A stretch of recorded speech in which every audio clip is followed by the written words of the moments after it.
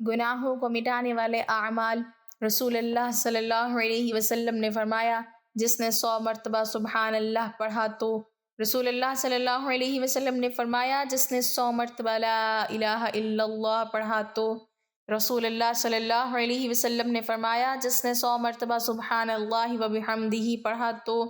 رسول اللہ صلی اللہ علیہ وسلم نے فرمایا جس نے 100 مرتبہ استغفر اللہ پڑھا تو۔ بسم اللہ الرحمن الرحیم۔ گزشتہ امت مسلمہ یعنی بنی اسرائیل کے ایک نوجوان کا واقعہ ہے جو کہ بڑا نافرمان تھا، اتنا کہ شہر والوں نے بیزار ہو کر اسے شہر بدر کر دیا۔ چلتے چلتے وہ ایک ویرانے میں جا پہنچا، حالات کی تنگی اس پر آ پڑی، کھانا پینا ختم ہوا، پھر بیماری نے آ لیا، یہاں تک کہ مرض الموت میں گرفتار ہوا۔ ایسے میں اس نے اللہ کو پکارا، اے وہ ذات جو معاف کرے تو گھٹتا نہیں اور عذاب دے تو بڑھتا نہیں، اے اللہ اگر مجھے معاف کرنے سے تیرے ملک میں کوئی کمی آتی ہو یا مجھے عذاب دینے سے تیری سلطنت میں اضافہ ہو تو پھر میرا کوئی سوال نہیں۔ اے میرے رب، ساری عمر تیری نافرمانی میں کٹ گئی، آج تک کوئی اچھا کام نہیں کیا۔ اے میرے رب، میرا آج کوئی سنگی ساتھی نہیں رہا، میرا آج تیرے سوا کوئی سہارا نہیں رہا، سب ناطے رشتے ٹوٹ گئے، آج میرے جسم نے بھی میرا ساتھ چھوڑ دیا، تو مجھے اکیلا نہ چھوڑ، تو مجھے معاف فرما دے۔ اے میرے رب، مجھے معاف فرما دے کہ میں نے تیرے بارے میں سنا ہے کہ تو غفور الرحیم ہے۔ اسی حال میں اس کی جان نکل گئی۔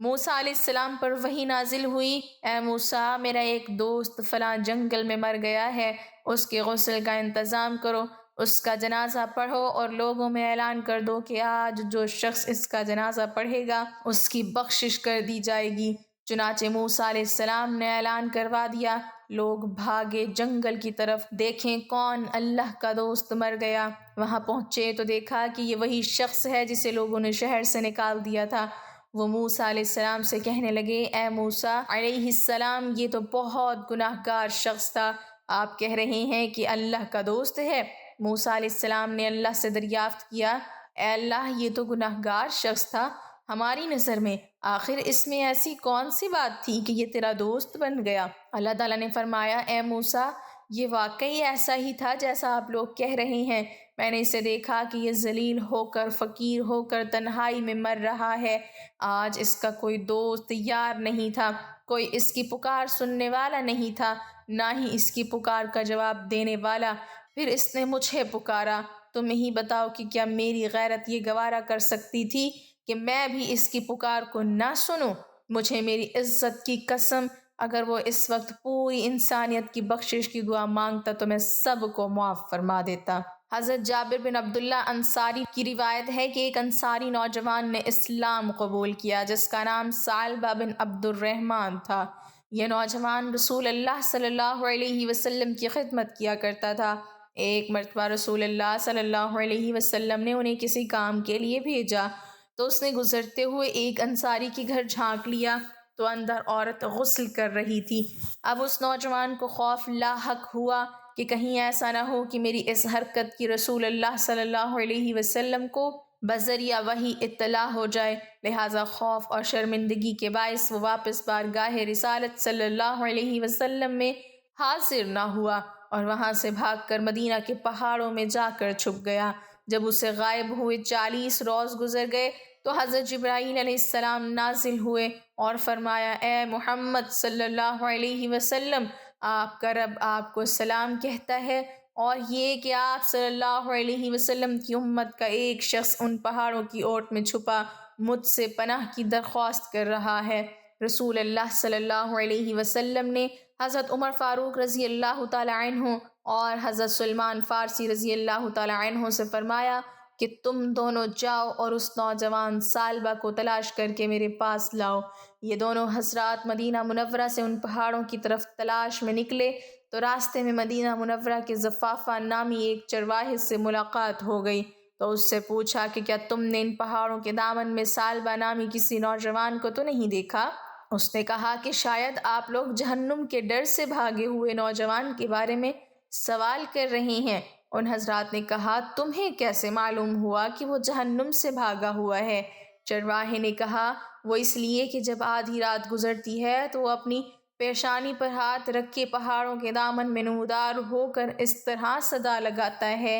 اے کاش تو میری روح کو بھی روحوں میں قبض کر لیتا اور جسم کو جسموں میں، اور مجھے فیصلے کے دن کے لیے مؤخر نہ رکھتا۔ حضرت عمر رضی اللہ تعالیٰ عنہ نے فرمایا کہ ہاں، ہم اسی نوجوان کی تلاش میں ہیں۔ تو چرواہا انہیں پہاڑوں کی طرف لے کر چلا، یہاں تک کہ جب آدھی رات کا وقت ہوا تو وہ نوجوان حسب معمول اپنی پیشانی پر ہاتھ رکھے نمودار ہوا اور وہی الفاظ دہرائے کہ اے کاش تو میری روح کو بھی روحوں میں قبض کر لیتا۔ اس دوران حضرت عمر رضی اللہ تعالیٰ عنہ نے جھپٹ کر اسے گود میں اٹھا لیا تو اس نے پوچھا کہ رسول اللہ صلی اللہ علیہ وسلم کو میرے گناہ کے بارے میں معلوم پڑ گیا ہے؟ فرمایا یہ تو مجھے معلوم نہیں، البتہ کل شام آپ صلی اللہ علیہ وسلم نے تمہیں یاد کیا، پھر مجھے اور سلمان کو تمہاری تلاش میں بھیج دیا کہ جاؤ ثعلبہ کو ڈھونڈ کر لاؤ۔ اس نے کہا کہ پھر ایسا کرو، مجھے اس وقت بارگاہ اقدس صلی اللہ علیہ وسلم میں لے چلو۔ جب آپ صلی اللہ علیہ وسلم نماز پڑھ رہے ہوں، حضرت عمر اور سلمان فارسی اس کو ساتھ لے کر چلے اور پیچھے صف میں کھڑا کر دیا۔ ثعلبہ نے جب حالت نماز میں رسول اللہ صلی اللہ علیہ وسلم کی تلاوت سنی تو بے ہوش ہو کر گر پڑا۔ سلام کے بعد جب رسول اللہ صلی اللہ علیہ وسلم نے ان حضرات سے ثعلبہ کے بارے میں پوچھا تو عرض کیا گیا یا رسول اللہ صلی اللہ علیہ وسلم یہ رہا ثعلبہ۔ رسول اللہ صلی اللہ علیہ وسلم نے اسے ہلایا تو وہ ہوش میں آ گیا۔ آپ صلی اللہ علیہ وسلم نے فرمایا تجھے کس چیز نے مجھ سے غائب کر دیا تھا؟ عرض کیا میرے گناہ نے یا رسول اللہ صلی اللہ علیہ وسلم۔ آپ صلی اللہ علیہ وسلم نے اسے تسلی دی اور اسے اپنے گھر جانے کا حکم فرمایا، جس کے بعد یہ نوجوان 8 روز تک بیمار پڑا رہا۔ اطلاع ملنے پر حضرت سلمان فارسی رضی اللہ تعالیٰ عنہ بارگاہ رسالت صلی اللہ علیہ وسلم میں حاضر ہو کر عرض گزار ہوئے یا رسول اللہ صلی اللہ علیہ وسلم، احساس سے گناہ نے ثعلبہ کو بیمار کر ڈالا۔ رسول اللہ صلی اللہ علیہ وسلم نے فرمایا چلو ابھی ثعلبہ کی عیادت کریں۔ آپ صلی اللہ علیہ وسلم اس کے پاس تشریف لائے اور اس کا سر اپنی گود میں لے لیا۔ آپ صلی اللہ علیہ وسلم نے فرمایا اس وقت تم کیا محسوس کرتے ہو؟ اس نے فرمایا یا رسول اللہ صلی اللہ علیہ وسلم، مجھے ایسا محسوس ہوتا ہے کہ میرے جسم کے گوشت میری کھال اور ہڈیوں کو چونٹیاں سی کاٹ رہی ہیں۔ آپ صلی اللہ علیہ وسلم نے فرمایا کوئی خواہش ہو تو بتاؤ۔ عرض کیا یا رسول اللہ صلی اللہ علیہ وسلم، میرے رب کی طرف سے مغفرت کا پروانہ اور بس۔ حضرت جبرائیل علیہ السلام نے نزول فرمایا اور فرمایا اگر میرا یہ بندہ زمین کی مقدار بھر بھی گناہ کرتا تو میں اسی مقدار میں اپنی رحمت اور مغفرت کے ساتھ اس کا استقبال کرتا۔ جب رسول اللہ صلی اللہ علیہ وسلم نے ثعلبہ کو اللہ کا یہ پیغام دیا تو اس نے ایک چیخ کے ساتھ جان دے دی۔ رسول اللہ صلی اللہ علیہ وسلم نے ثعلبہ کی تجہیز و تکفین کا حکم فرمایا اور نماز جنازہ کے بعد اسے لے کر نکلے۔ ہم نے دیکھا کہ رسول اللہ صلی اللہ علیہ وسلم چلتے ہوئے انتہائی احتیاط کے ساتھ پورا پاؤں زمین پر رکھنے کی بجائے پنجوں کے بل چل رہے ہیں۔ تدفین کے بعد رسول اللہ صلی اللہ علیہ وسلم سے اس کی وجہ پوچھی گئی تو آپ صلی اللہ علیہ وسلم نے فرمایا قسم ہے اس ذات کی جس نے مجھے سچا نبی بنا کر بھیجا، وجہ یہ تھی کہ ثعلبہ کے جنازے کے ساتھ چلنے کے لیے آسمان سے اس قدر فرشتے نازل ہوئے کہ زمین پر پاؤں رکھنا مشکل تھا۔ ناظرین، ہر شخص گناہ گار ہوتا ہے، جانے انجانے میں انسان بہت سے گناہ کر بیٹھتا ہے۔ گناہوں کی تلافی کے لیے ضروری ہے کہ اللہ رب العزت کی طرف رجوع کیا جائے، توبہ استغفار کیا جائے اور ایسے اعمال کیے جائیں جو نہ صرف ہمارے گناہوں کو مٹا دیں بلکہ ان گناہوں کو نیکیوں میں بھی بدل دیں۔ ذیل میں ان چند اعمال کا ذکر مذکور ہے جس کو سر انجام دینے سے ہمارے گناہ نہ صرف مٹ جائیں گے بلکہ اللہ تعالیٰ ان کو نیکیوں میں بھی بدل دے گا انشاءاللہ۔ گناہوں کی بخشش کا سب سے بڑا سبب صدقے دل سے توبہ کرنا اور اللہ رب العالمین سے اپنے گناہوں کی معافی طلب کرنا ہے۔ ارشاد باری تعالیٰ کا مفہوم ہے اے ایمان والو تم اللہ کے سامنے سچی اور خالص توبہ کرو، قریب ہے کہ تمہارا رب تمہارے گناہ مٹا دے اور تمہیں ان جنتوں میں داخل کر دے جن کے نیچے نہریں جاری ہیں۔ توبہ کا مطلب یہ ہے کہ بندہ اللہ تعالیٰ کے سامنے اپنے گناہوں پر ندامت کا اظہار کرے، معافی طلب کرے اور آئندہ نہ کرنے کا عزم کرے اور نیک اعمال کے ذریعے ان کا مداوع کرنے کی کوشش کرے۔ ارشاد باری تعالیٰ کا مفہوم ہے جو شخص توبہ کرے، ایمان لے آئے اور نیک عمل کرے تو اللہ تعالیٰ ایسے لوگوں کے گناہوں کو نیکیوں سے بدل دے گا، اور اللہ بڑا معاف کرنے والا اور نہایت مہربان ہے۔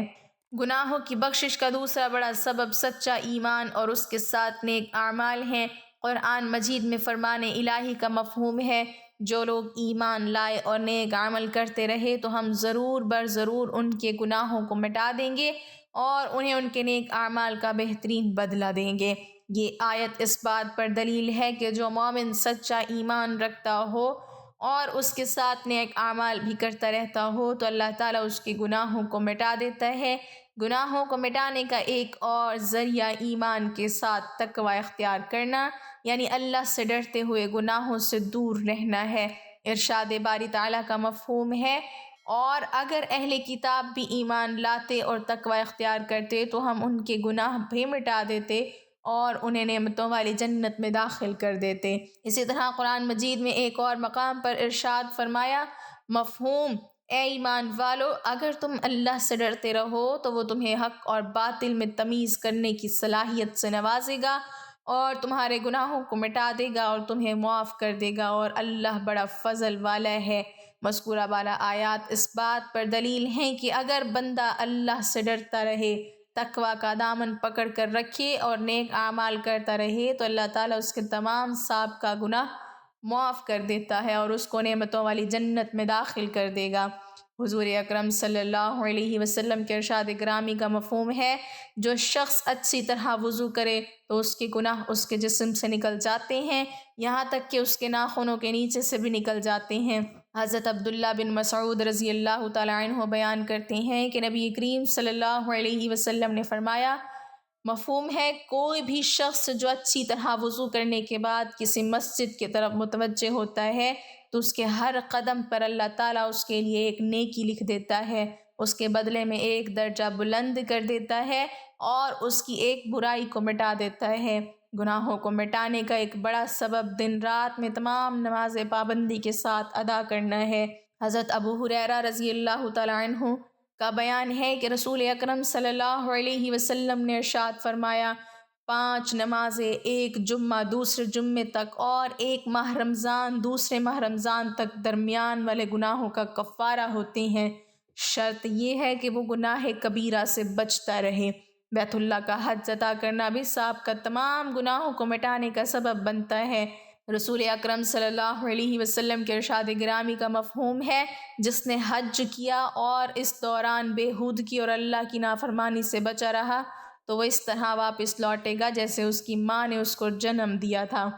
خفیہ طور پر صدقہ کرنا بھی گناہوں کو مٹانے کا ایک بہت بڑا سبب ہے۔ قرآن مجید میں ارشاد باری تعالیٰ کا مفہوم ہے، اگر تم خیرات ظاہری طور پر کرو تو وہ بھی خوب ہے، اور اگر پوشیدہ طور پر دو اور دو بھی ضرورت مند کو تو وہ خوب تر ہے، اور اس طرح کا دینا تمہارے گناہوں کو بھی دور کر دے گا اور اللہ کو تمہارے سب کاموں کی خبر ہے۔ گناہوں کی بخشش کا بڑا ذریعہ رمضان المبارک کے روزے رکھنا ہے جو کہ فرائض دین میں ایک انتہائی بنیادی فرض بھی ہے۔ حضور اکرم صلی اللہ علیہ وسلم کے ارشاد مبارک کا مفہوم ہے، جس نے ایمان کی حالت میں اللہ سے حصول ثواب کی نیت سے رمضان کے روزے رکھے تو اس کے سابقہ گناہ معاف کر دیے جاتے ہیں۔ عبداللہ بن عمر رضی اللہ تعالی عنہما کہتے ہیں کہ رسول اللہ صلی اللہ علیہ وسلم نے فرمایا، جس نے 100 بار صبح اور 100 بار شام تسبیح پڑھی یعنی سبحان اللہ کہا تو وہ 100 حج کیے ہوئے شخص کی طرح ہو جاتا ہے، اور جس نے 100 بار صبح اور 100 بار شام میں اللہ کی حمد بیان کی یعنی الحمدللہ کہا، اس نے تو ان فی سبیل اللہ غازیوں کی سواریوں کے لیے 100 گھوڑے فراہم کیے۔ راوی کو شک ہو گیا یہ کہا یا یہ کہا تو اس نے 100 جہاد کیے، اور جس نے 100 بار صبح اور 100 بار شام کو اللہ کی تحلیل بیان کی یعنی لا الہ الا اللہ کہا تو وہ ایسا ہو جائے گا کہ اس نے اولاد اسماعیل میں سے 100 غلام آزاد کیے، اور جس نے 100 بار صبح اور 100 بار شام کو اللہ اکبر کہا تو قیامت کے دن کوئی شخص اس سے زیادہ نیک عمل لے کر حاضر نہ ہوگا سوائے اس کے جس نے اس سے زیادہ کہا ہوگا یا اس کے برابر کہا ہوگا۔ رسول اللہ صلی اللہ علیہ وسلم کے ارشاد گرامی کا مفہوم ہے جو شخص دن میں 100 مرتبہ سبحان اللہ و بحمدہ پڑھے تو اس کے گناہ مٹا دیے جاتے ہیں، خواہ وہ سمندر کی جھاگ کے برابر ہی کیوں نہ ہو۔ زہری کہتے ہیں کہ رمضان میں ایک بار سبحان اللہ کہنا غیر رمضان میں 1000 بار سبحان اللہ کہنے سے زیادہ بہتر ہے۔ قرآن و حدیث میں اللہ تعالیٰ کی حمد اور پاکی بیان کرنے کا بار بار حکم دیا گیا ہے، لہٰذا مذکورہ کلمہ سبحان اللہ و بحمدہ سبحان اللہ العظیم چونکہ اللہ تعالیٰ کی حمد اور پاکی بیان کرنے پر مشتمل ہے، اس لیے اس کے پڑھنے سے قرآن و حدیث کے ان تمام اوامر کی بجا آوری لازم آنے کے ساتھ ساتھ ان کلمات کا کہنے والا ان تمام فضائل کا مستحق بھی بنتا ہے جو عمومی طور سے اللہ تعالیٰ کی پاکی اور حمد بیان کرنے یعنی سبحان اللہ اور الحمدللہ کہنے کے بارے میں وارد ہوئے ہیں۔ مزید برآں ان عمومی فضائل کے علاوہ خاص ان 2 کلموں سبحان اللہ و بحمدہ سبحان اللہ العظیم کے فضائل مستقل طور پر بھی احادیث مبارکہ میں ملتے ہیں۔ ذیل میں ان 2 کلموں کے فضائل پر مشتمل چند احادیث نقل کی جا رہی ہیں۔ رسول اللہ صلی اللہ علیہ وسلم نے فرمایا کہ 2 کلمے ایسے ہیں کہ جو اللہ تعالیٰ کو بہت محبوب ہیں، یعنی ان کا کہنے